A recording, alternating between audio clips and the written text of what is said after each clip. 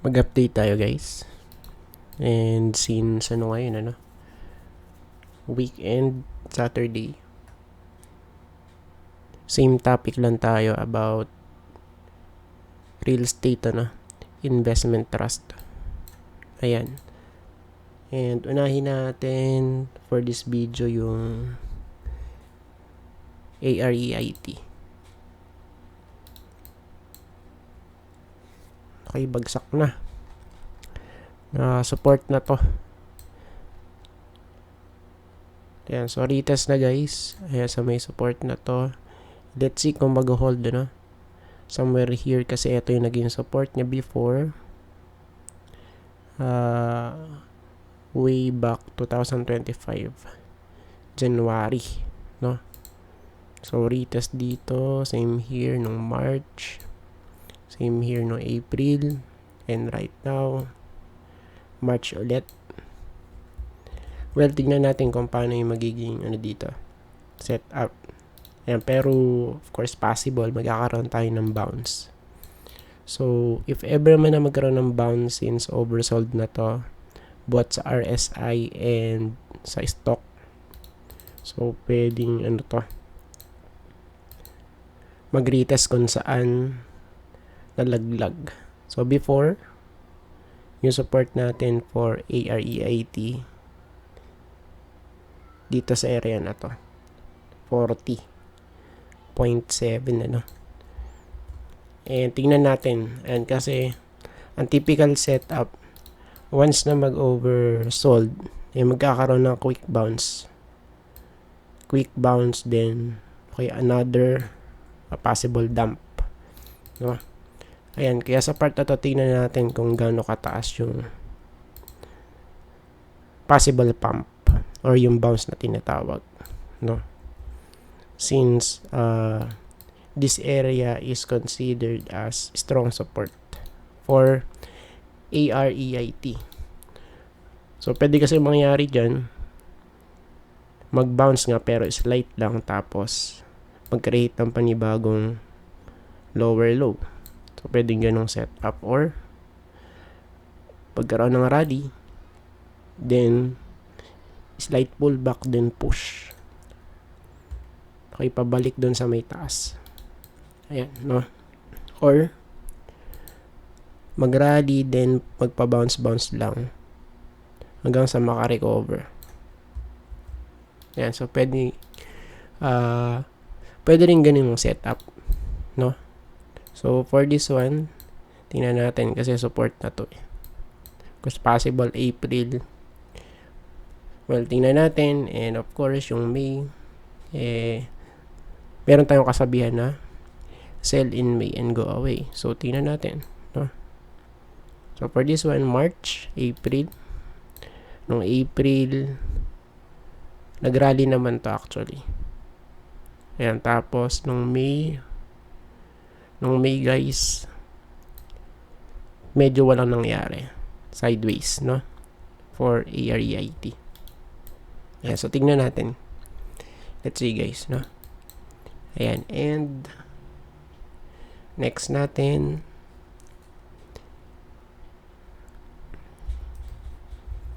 AREIT. Kung i-compare natin to dun sa may previous natin, AREIT. So ito naman guys, hindi nag-retest or hindi pa nag-retest. Ayan. So it depends. Well, kasi support na rin to Ayan, sa may 3.2. Then yung next support somewhere here. Ayan, sa may week 3. Malapit sa 3.1 kung magra-round off tayo, no? Ayan. So pwedeng magkaroon ng bounce since support nga. Bounce, and kung mare-reject possible, magkikreate pa ng lower low and to retest this area, no? Well, sa part na to, nag-peak siya nung September 2025 and nag-create ng bearish pattern. So yung pattern na yun, lower high and lower low. Ayan. So right now, no breakout. Still pa downtrend pa din. Downtrend. Of course, over na rin to, sold. Ayan, pero still pwede pa rin tong ano, no? Kumbaga malaglag. 3 or below. Yes, possible pa rin yun. For this one, no? Ayan. So, masama pa nga dito kung ano eh. Kung mag-retest dito, guys. Ayan, pero tignan pa rin natin, ano? Kung mag-hold. Dito, pwedeng mag-retest eh. Ayan, sa area na to. No? Ayan. If ever man siguro na malaglag dito, magandang opportunity sa 2.9. Ayan. Pero malayo pa kasi yan. So, dito muna tayo sa may setup na to. Meron pa tayong dalawang support for this one, no? Sa may 3.2 saka sa 3.1. Malapit dun sa area na yun. Ayan. So, overall, titingnan natin if ever man. So, mukha siyang bearish pattern. Okay. Diba? Well, tingnan natin. Okay. Let's see, guys. If ever man kasi na ganito talaga yun. Pwede. Sukatin.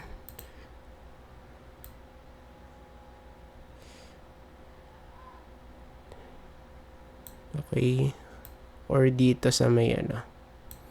Diyan. Pwede nga. Well, tingnan natin. For now, let's focus here sa may na pinakamalapit na support base sa weekly chart. Ayan. And we have RCR. RCR. Laglag na din to, guys. Wala. Ganun talaga eh. No? Lower high and lower lows. Plus, hindi pa oversold. If ever man na magkaroon ng bounce, well, ano lang yan, kumbaga basic, no? Since pa downtrend to eh. Lower highs, lower lows, no? So, yung bounce, yung quick bounce, guys, so part lang yan ng ano, ng mismong downtrend, no? So, pagka pa downtrend, guys, talagang makakita tayo ng quick bounce. If ever man na ano to, na magkaroon, no? So, based dito, pwede naman dito sa area na to. Somewhere here. Medyo manipis nga lang to. Diyan sa area na yan. Pwedeng masustain. And somewhere here. Pwede rin dito. Yan sa area na to, guys. Diyan, no? 6.75 or dito 6.6. So pagka nag-hold, pwede mag-bounce, or kung hindi mag-hold, possible dito magkakaroon ng bounce. Diyan. Laglag tapos bounce dito, no? Ayan. So for now, bearish ang mga chart natin sa REIT. Ayan, pero syempre opportunity yan, no? Yun nga lang, may kasamang risk talaga in terms of investing sa stock market. Ayan, no? Don't buy pagka berde. So supposed to be dapat malapit sa support, no? Ayan. So, typical kasi, nagbe-berde pagka ano na, kumbaga nag-bounce na or nagkaroon na ng price discovery. Ayan. So, right now, nasa downtrend tayo. Downtrend era. Ayan. MREIT. Well, still holding on since 2024 pa to. Ayan. So, this is a quick look for MREIT, or pwede natin sabihin MREIT. Yan, para mabilisan ba, no? Well, tingnan natin, still yung option natin dito. Of course, pwede pa rin malaglag to. And kung titignan natin, meron naman siya isang close below, dun sa may trend line natin sa diagonal. So, ito yun. 2023. Yan, pero nakabalik. So, this time is meron ulit. Nag-close. Pero, the good thing is malapit siya sa may support. Strong support to yung area na to. Ayan. So, possible, mag-close dito yan. Ayan, sa may green box. Somewhere here, malapit sa 13.3. Below, no? Or malapit dun. Close to 0.3. Since hindi pa naman to over sold So, medyo nakahang pa rito, no? Medyo nag-hold siya actually. Somewhere here sa area na to. Ayan. Pero pagka di na nag-hold, tapos dumiretso dito. So, it means, yun lang. May validate na to, no? So, magiging resistance na to. Just in case lang na malaglag. Okay. So, yan yung idea natin for MREIT. Medyo boring. Of course, pag sinukat natin yan. 40%. We have here rally 16, 17, 24. Medyo weak yung rally. Pero yun nga, wala pa kasing to price discovery. Kung i-compare sa iba, kasi yung iba meron may progress na doon sa may chart. So, dito wala pa rin. Still boring, Still boring, guys. Sideways. Kaya, 4 period. Sobrang lala na to. Ayan. So, still meron pa ding gap down. Okay. Pero, yun nga, nag-retest ulit dito sa may resistance. And once na makalusot to, maybe kung meron positive news, well, possible na ma-fill yung ating gap down, So, ang pinaka-itok-tok niyan, 1.6. And right now, nasa 1.19 tayo for period. Ayan, So, tingnan natin kasi sa part na to, medyo, pinaglalarawan lang to, guys. So, remember, yung mga week na yan, nagtatouch tayo, sa may support. And as well, sa may resistance. So, it means, pinaglalarawan lang siya. Ayan. And kung titingnan natin dun sa mga opening and close, mostly, so, lang siya, kumbaga, in between. So, dito lang siya nagsesettle yung price. Diba? Ayan. Pero overall, yun nga, sideways. Okay? So, anytime any soon, pwede mag-breakout just in case na merong positive news about this for PREIT, period. So, maganda naman yung kanya itsura. So yun nga, kailangan ng breakout. Wag bad news. Because kung may bad news, of course, malalaglag ulit yan. Period. Ayan, tapos yung last, DDMPR.